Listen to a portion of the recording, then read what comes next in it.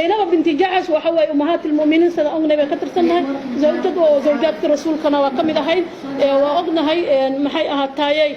زيد بوجه الرئيس رسولك قصة لا هاي قرآن بكسر دقي آخر كنا رسولك قرصدي إن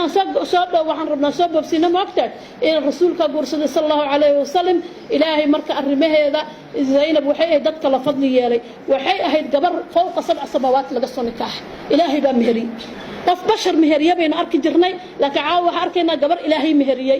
waxay oran jirtay saddex mid marka caasha ayaa intii la isdhaariyay hay wala isugu faana marka caasha waxay ku faani jirtay inaan kaligay gabar uu rasuulku iga buursaday inta kale carmala ay haydo garoob ahaayeen marka zaynaba waxay oran jirtay saddex arimood midna aniga laygu lama tartami karo tan koowaad waxay oran jirtay rasuulka ilaahay bay dadka waa kuugu dhaweey cabdi mudallib bay isugu tagnaa tan labaad bay tiri aniga bay tiri ilaahay baa guuriyay bashar ba ima guurin fawqa 7 samaawaat ayaa layga soo nikaaxay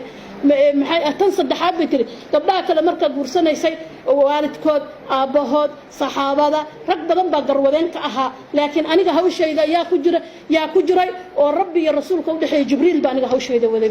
bashar baa uu soo wadinin marka zaynab waxay ahayd min qayri wali waxay ahayd min wala shuhuud wala mahr wala idan wala sadaq minna malahayn meher malahayn intaba ilaahay baa ka kafaalo qaaday marka zaynabna arinteeda aan sidaas ku ogaano gabadha afraad waa khadiija bint khuwayla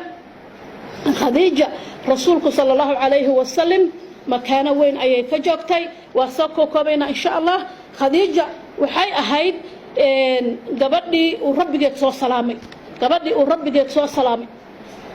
waa waxa runtii aad u cadiim subhanallah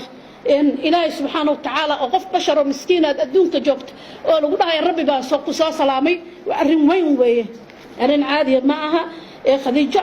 رسولك قارو الحراء وكجري أيا وحا أيمي جبريل عليه السلام مركز وحلايا وحاساس عتا خديجة حتى سوس عتا بيري وحي وداويل من نوع انتو كجرة من نوع شراب كجرة بيري والشاق بيري إلهي إن أوسو سلامي سلام كتمي من ربها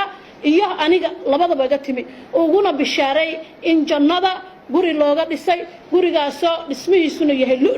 لؤلؤ قالي غابا لغا ديساي قري غاسو دالنا عن لهين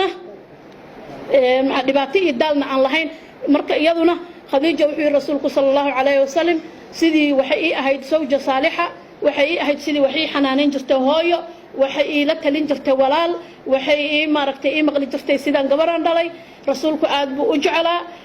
maxay ahaatay sadiyadaatu nisaa ahlu janna ay kamitahay gabdhaha waxay ku jirtaa ilaahay aqligooda dhameystiray dumarka oo dhan baa leeyahay afar qof bas baa ilaahay dhameystiray baa leeyahay afar qof oo kaliya ayaa dumarka ilaahay dhameystiray rajaaxatu aqli u dhameystiray waa sayida khadiija waa gabadheeda faaduma waa aasiya oo qabay fircoon iyo maryama bint imraan afarta gabdhood ayaa إلهي عقل وضع دميستري وانا سيدات الأهل جنة وسيدات النساء الأهل جنة قبلها أهل الجنة ودنه قامنا